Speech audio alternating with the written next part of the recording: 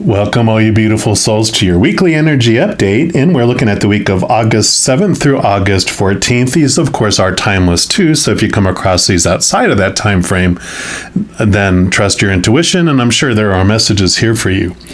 But if you are watching during that week, we actually have the Lionsgate portal happening on August 8th. And I did create separate videos for each individual zodiac sign that I put out about a week ago.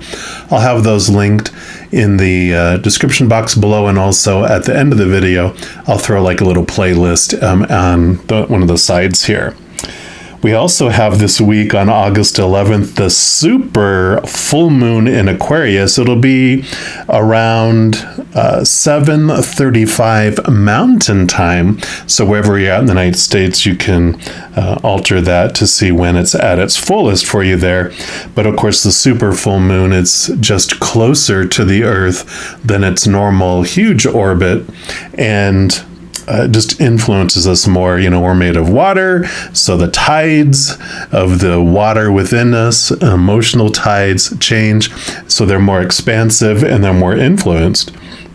Also, the full moon is a great time for this phase for reviewing and releasing type of ceremonies. Now, there is a great book called Planetology by Annie Botticelli, who I adore, and she has this great kind of ceremony that she does where you can have 10 of these review and release type of items. Now, you can focus on any subject for the release, but if you focus in on the kind of areas related to the Aquarius energy, because it's an Aquarius super moon, then that moon energy will be even more impactful. Now, Aquarian energy is around kind of associations and aspirations. So you're talking about like friends and acquaintances, groups, teams, so kind of social type of circle things, even social media. They also influences like technology type things, so like internet-based projects and things along those lines. And with, of course, Aquarius being a mental air energy, it's about mental planes, have to do with inflexibility. But a huge thing is about, it's a focus on our big dreams, our heart's desire, because Aquarian energy is very humanitarian, it's community, it's global. So looking at like kind of your overall big dreams that you have. Physically, it does impact our ankles, our calves, our veins, and circulation. So if you have any specific concerns around that, you can have this review and release ceremony be around that. And what you do is you just list out like, 1 to 10, and have it kind of be around a gratitude approach really helps too.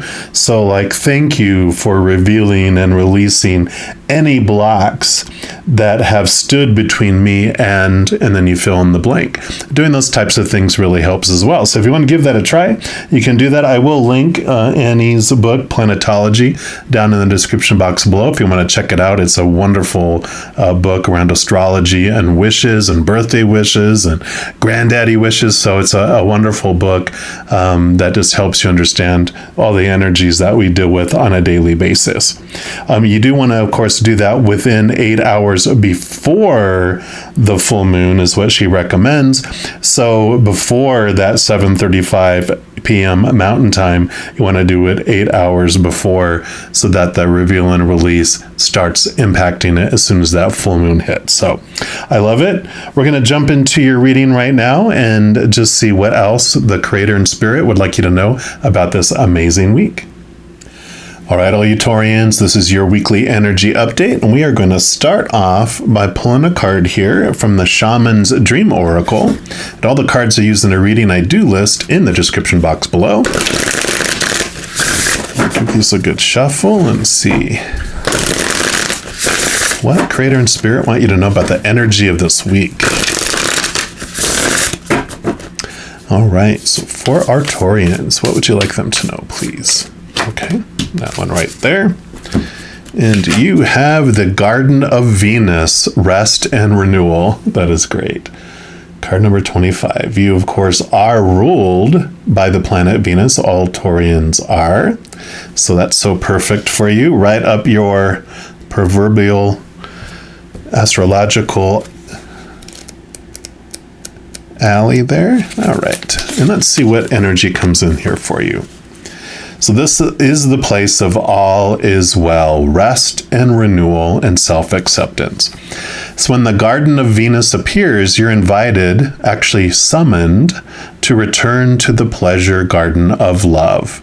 It's time to leave the field of battle. Put your sword away. There's nothing you need to defend anymore. Step through the gate into the garden of earthly delights. Bask in the joy of the wish-fulfilling trees and the scent of the healing flowers. You have returned home. You are weary, and it's time to rest deeply and be renewed. Go into this sacred garden alone, as there's no need for another to be present to experience its pleasures. Really, stop looking for the other. Enter by yourself. Allow your senses to intoxicate you. Leave all thought behind. Lose your analytical mind and return to your body. In the Garden of Venus, there is a still pond that shows you your reflection when you stoop down to drink. Who is that staring back at you? Look at who you have become. Rinse your face with these healing waters and practice deep acceptance. Love who you have turned into with all your imperfections and blemishes, or perceived imperfections and blemishes. The goddess Venus holds a mirror that allows you to see yourself in all your beauty. Do not become caught in its spell. After a quick glance, take the mirror with you and return to the battlefield, that you may reveal to others who they are becoming. Then you will no longer have a use for your sword. And I love that energy that's coming in here for you. So you really are having this week of rest to see what you have learned with the battles that have been going on. And I love this. I feel like it's like the Five of Swords energy, which in the tarot, the Five of Swords for me is this change of perception where we try to battle and prove that our small t truths of the human world that are rooted in fear are more truer than their small t truths. But when we take time away and are able to reflect and see who we really are, we see a capital T truth of the higher realms that's rooted in unconditional love. And so this rest and renewal is allowing you to really see things from a different perspective. We'll dive in deeper here too. We're going to see what animal spirit here through the spirit of the animal oracle is going to be with you, what energy they offer you for this week as well, for this rest and renewal, for this reflection.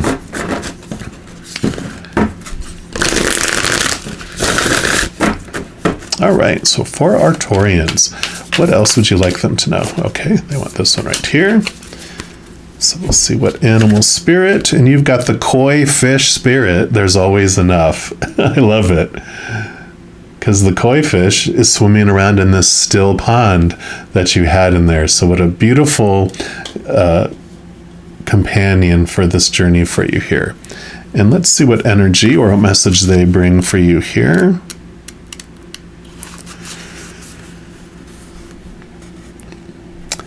So the koi fish who grows big within a small pond, reminds us that when within each of us is the potential for prosperity. The law of abundance ensures that prosperity is our natural state. So regardless of temporary outer conditions, you can call in prosperity and magnetically attract the opportunities and the abundance you need. The message of the koi fish spirit is to begin to generate wealth within with deliberate intention, no matter how small your pond may seem, and appreciate abundance wherever you see it. It's funny. I mean, you have the Venus, which rules the second house, which the second house is all about abundance and finances and worth. So both of these cards are so much your Taurian energy. And it says, outer conditions will come to reflect your inner prosperity. Reflection, right? I mentioned that here. So begin to become the self who is comfortable with wealth in all forms. Even if at the moment it feels as if riches are not yours, they soon will be. Start to envision the plenty that Spirit wants you to experience, knowing that the moment you begin to commit to conscious and deliberate co-creating, Spirit will joyfully start bringing you what you need. You have so much to offer and so much of value to express to the world. In your little pond, there is much you can create and much you can attract.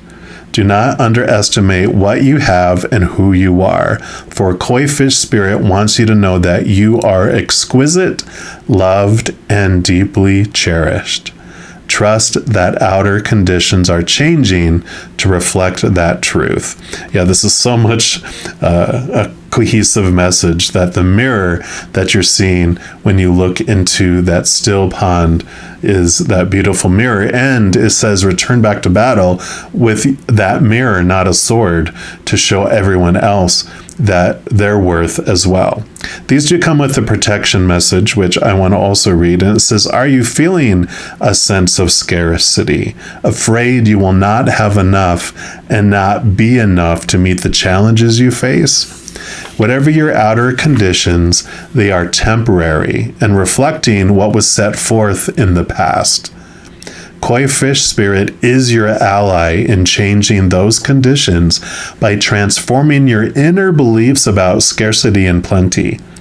Perhaps you have suffered a loss or are afraid you soon will, or you've been scraping by and feeling there are simply no opportunities available for you to better your circumstances. Koi Fish asks you to find prosperity within you by connecting to the Spirit through spiritual practices. Spirit wants to remind you that your natural state is one of abundance.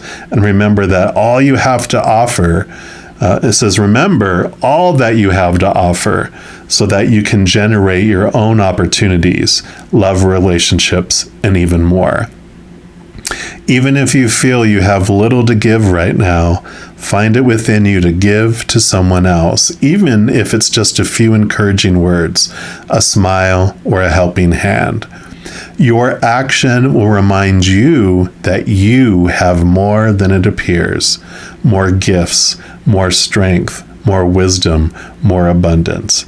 As you give to others, your own sense of prosperity grows and your outer conditions begin to shift in an alchemical reaction.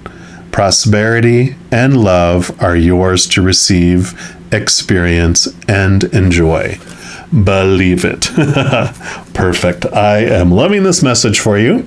We, of course, are also going to pull cards here from the Tarot of Dreams and see what else they'd like to add for you here. But I love this reflection, taking time to really see who you really are and what you really have to offer, taking a truthful look into the mirror, not one that is influenced by all those small t truths of fear and influence of the outside world and all those opinions, but really seeing who you really are. All right, so what else for Arcturians? What else would you like? Okay. What else do you want them to know about? Okay. Okay. So these are your 4 cards. So let's just line these up. And we, of course, will start with the Queen of Swords, who made herself known here. Now, swords are it's the mental world. It's your thoughts, your beliefs, your mindsets, your attitudes, your expectations, and it's your awarenesses, right? And here's that sword, the small t truth sword that you can leave behind in battle. But this one is the Ace of Swords that allows you to connect to the capital T truths of the higher world, those that show you who you really are, those that are rooted in the unconditional love that you find in this garden of Venus. She also is beautiful and brilliant because that Ace of Swords also allows you to cut away those small t truths of the outside world, those thoughts and those beliefs about who you are, and it replaces it with that truer picture as you look into that reflection of that calm pond. Now, the queens, in addition to ruling over their own element, which this is the air element of the mind, all of the queens in the minor arcana also get a helping of water. So not only does she have this authority over the mental realm, she balances it with the emotional world of the water that it's talking about here too. So this is the balance of heart and mind that is coming in for you this week too, balancing that intuition and trusting those messages that you get through your heart, as well as these capital T truths that you connect to from above. And then you have the sun. So beautiful, beautiful brightness coming in here. Shining light. I mean, this is a victorious card. This is shining, into every area of your life. But I love how this works in with your reading here, because it shines light showing you who you really are, not that outside world stuff that's going on. It does show these cobwebs as well of who you think you are and what you thought you've been told about who you're supposed to be and should be and need to be, and other people's opinions of who you are, and all that comes from the outside world, which I always love the phrase that everyone's opinion of you is none of your business, because they're only seeing their own reflection in whatever they're looking at. And with this beautiful understanding that you're achieving, and especially this week, you have big ahas on who you really are, as you become confident and, like I said, believe it. When you believe who you really are, you're able to go out and show others who they are too. So you become this bright light that comes into their lives, and you're showing them through love who they really are, and showing them that the magnificence that they are, the exquisiteness of who they really are, not these fear-based reactions that they've learned to express themselves, this mask that they've put on by all these opinions of everyone telling them who they're supposed to be in their lives, right? Let's see what else they have here. Yeah, and here you have the Four of Swords. So the Four of Swords is this kind of peace of mind. Sorry for the glare there. Let me try to get, there we go. So you have this peace of mind. See how they're sleeping on that Ace of Swords? So the Three of Swords down here is the Three of Swords I call the expectations card, or the disappointment card. Usually they'll have like a heart with three swords stuck in it, and that's that heartbreak, the disappointment we feel when we look to the outside world for our definition, our wholeness, and our affirmation for who we are, that validation, because all those things we look for are, of course, unstable. And, because the three swords, one sword is relationships, another sword is situations, the other sword is things in our bodies. And of course, relationships, people change or pass away, so that's disappointing. Situations never stay the same, never give us what we're wanting. If even for a little period of time, it doesn't keep us whole and complete and undisappointed for very long. And of course, our bodies and things break down, deteriorate, are stolen, burn down. So all those things end up disappointing in us, where it turns us to the inside. Well, this Ace of Swords that you're sleeping on, that you're holding here with this Queen of Swords, allows you to connect to those higher truths of who you really are. And that's what brings in this stability. Think of fours as like a table with four big legs. It's a number of stability. So your mentalness really has this stability that comes in. I believe one of these cards talked about it too, about getting out of your head, and your mind just becomes peaceful because you're no longer looking to the unstable outside world for the clarity of your mind and your definition and your beliefs. You're turning inward and finding them in this inner garden, in this inner unconditional love, and that's what's bringing this peace of mind in for you as well. So love this calmness that's coming in for you as well. And then you have the Seven of Wands. Yeah, here's that defensiveness type of energy that's coming in. Wands is your drive, your ambition, your inspiration, but it's your overall energies. And you can see here these other wands attacking you, and you feeling like before you had to defend who you were before. But this conflict in the outside world came in for a reason. It was bringing you to this place of defensiveness, because that's what happens with these small t truths. Small t truths, those definitions of who we're supposed to be and should be and need to be, we feel those need to be defended because we fear, what if they're wrong? What if I don't meet up to those things? If I'm wrong or defeated, then that means I'm a failure and unlovable and blah, blah, blah, blah, blah. All this fear that comes into all of that stuff outside, those three swords, all those things that we've been trying to define ourselves by the outside world. But when you take this time away from it all and you reflect back on it, this conflict that was put in your path on purpose, for purpose, really make you question, wait a minute, why do I care so much about what other people believe about me? Why do I feel I need to defend myself again with those opinions of people keep coming back up in this reading about, well, I'm afraid of what people will think, or people are saying this and I need to prove them wrong. You can never, ever control 100% of what people are going to think about you.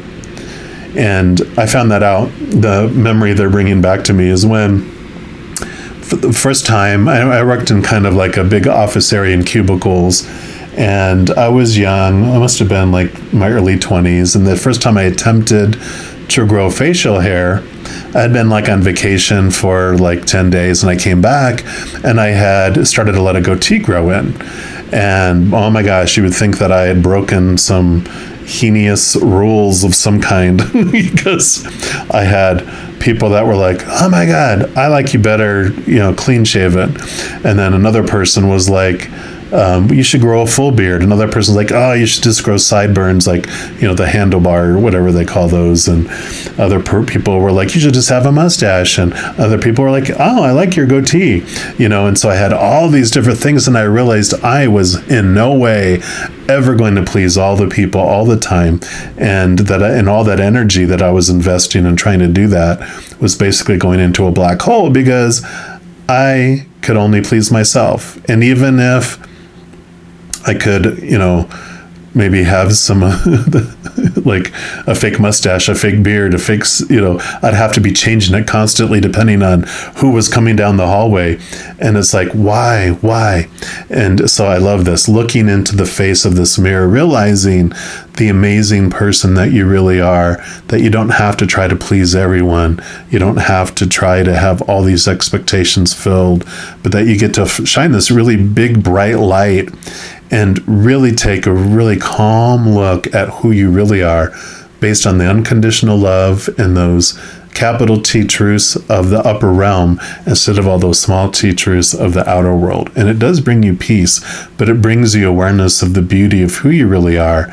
And what a gift, what a wonderful awareness that you get to go out and share with the world, leaving your little small t truth sword behind and going out with that mirror, so you can also show other people how amazing and beautiful and loved that they really are as well. So I love this energy for you for this week.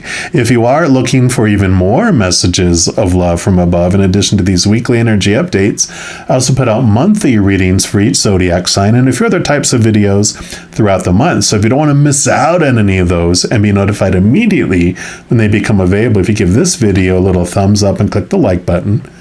Also click the subscribe button, and that gives you access to the notification bell. And when you go in there, if you select the all option, then you will be notified of any new videos that come out on this channel. Also, doing those things helps spread the love, and it helps my channel grow in significant ways.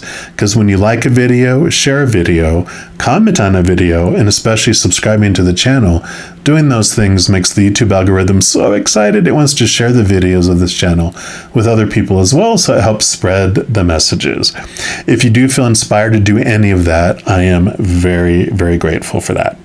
Also, these are general readings. I do offer personal readings, which will give you insight and more specific answers and specific details for your specific life. If you're interested in any of that, all that information is listed in the description box below. Alrighty, mighty Taurians, as you go throughout this fantastic, beautiful week, please know every second of every day of your life that you are unconditionally loved by the Creator of all things, and of course, I love you too. Have an amazing week. We'll be talking soon. In the meantime, you hang in there and you take care.